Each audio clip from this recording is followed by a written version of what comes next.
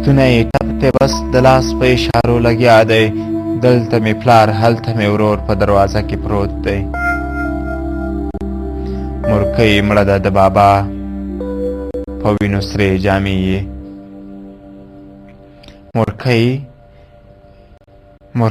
مړه ده د بابا په وینو سرې جامې یې. په ژړا سر ماشوم نسکور په دروازه کې پروت دی. هغه د پړانګ او پاڼ کیسه ده پکې ګیر راغلو موږ. هغه د پړانګ او پاڼ کیسه ده پکې ګیر راغلو موږ. سره مې انګړ کې ګرځي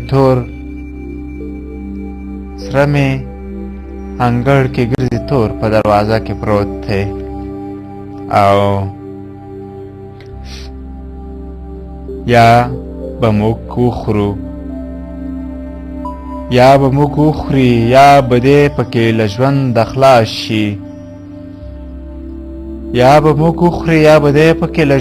خلاص شي.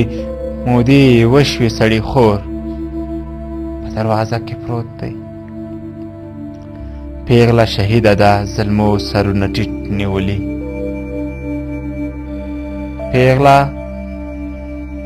پیغله شهیده ده زلمو سرونه ټیټ نیولي. نظامي څومره لوی پیغور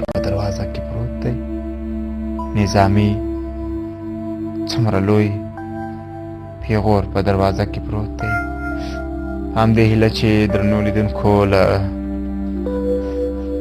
دغه پیغور ځان خلاص کو او د دغې بلانه بالاخره خدای ته مو هم همدغه امید دی، همدغه دعا مو ده چې خدای هم را سره مرسته وکړي او موږ هم لږ همت پیدا کړو. په همدې هیله وایي اخیستې مې ترې یو ځلې بوسه وه چې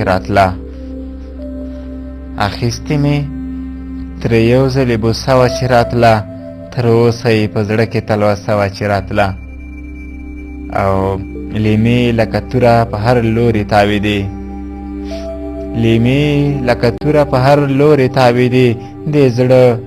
دې زړه ته له هر لوري وسوسه وه چې راتله. او بڼونه یې شته توري د غزل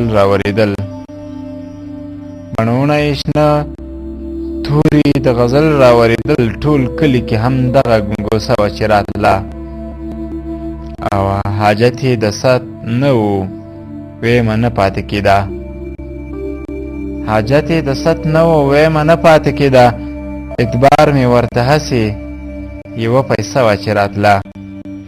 او پردیو ته جامونه ډکېدل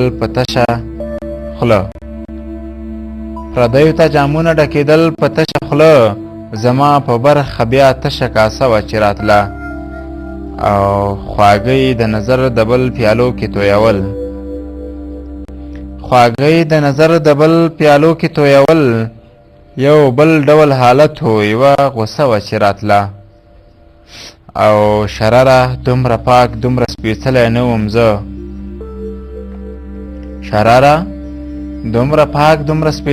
وم زه.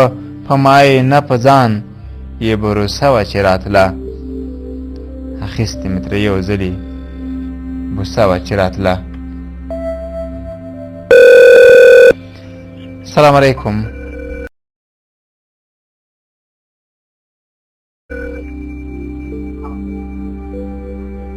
سلام علیکم دلوزه صاحب، جوړ په خیر ښه دي؟ ستړی مه شې ګلابه، د بېدېرې ته نو اړیکه دې پرې کېده. نه پوهېږم چې ستا اړیکه وه که د بل چا وه. نو په همدې هیله چې خوشحاله وي، سرلوړی وي.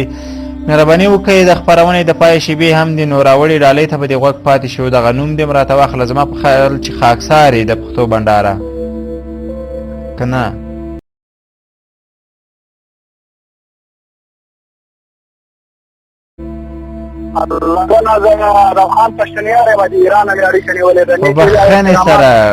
په بخښنې سره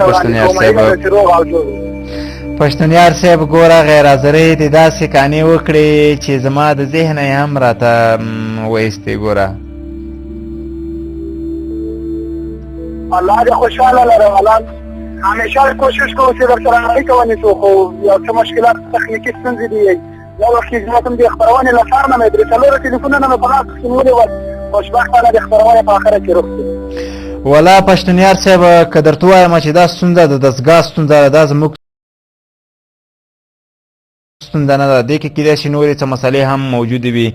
ګلابه موږ پکې هېڅ پر نه یو موږ نه خفه نه شئ نو په همدې هیله چې موږ خو دا خپرونه د همدې دپاره جوړه کړې ده چې لیدونکي راولو سره زړونه یې هغه پاشلي زړونه سره بیا را پیوند کړو چې زموږ رقیبانو دغه چاره پې ترسره کړې ده. نو موږ هڅه کوو چې دا سره را یوځای کړو فاصلې مو کمې کړو خو له بده مرغه چې ځینې وخت رقیبان پیدا کېږي.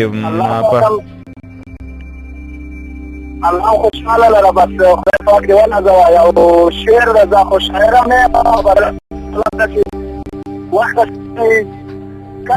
یو څه مجبوره شي یو څه باید ولیکي یو څه کرښې مې لیکلې ده که هیله ده چې د تاسو ټول به خوښ شي انشاءالله. مهرباني وکړئ پښتونیار صاحب په مینې اورو.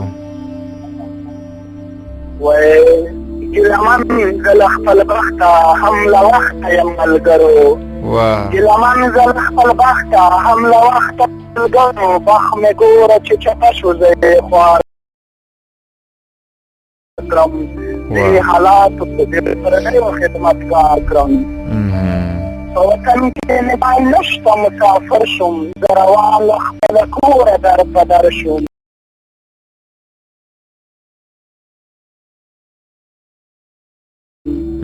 مزدوری کړم په ایران او پاکستان کې داسې ټیک افغانان وینم په جهان کې